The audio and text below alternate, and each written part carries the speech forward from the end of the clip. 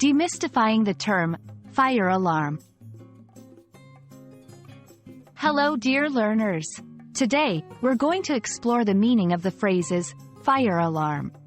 This is a term that is frequently used in English-speaking countries, and understanding its meaning and context can be quite useful. So, let's dive in.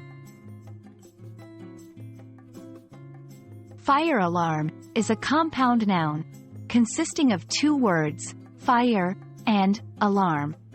Fire refers to the rapid oxidation of a material in the exothermic chemical process of combustion, releasing heat, light, and various reaction products. Alarm, a device or set of devices that give a warning sound or signal when something is not right. When combined, fire alarm refers to a device or system designed to detect and alert people when there is a presence of fire. The primary purpose of a fire alarm is to 1. Detect the presence of fire or smoke. This is usually done using smoke detectors or heat sensors. 2.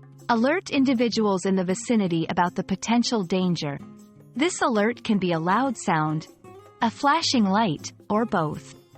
By giving an early warning, a fire alarm provides people with a chance to evacuate the premises safely and call for help. There are various types of fire alarms, but here are the most common ones. 1. Smoke alarms. Detect smoke particles in the air. 2. Heat alarms.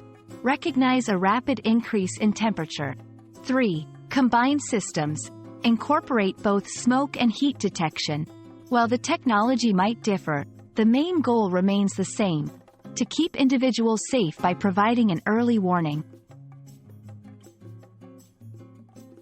And that's a wrap on the term fire alarm. We hope that you now have a clear understanding of what a fire alarm is, its purpose, and the common types. Always remember, safety first. We look forward to helping you unravel more English terms in our upcoming videos. Stay tuned and keep learning.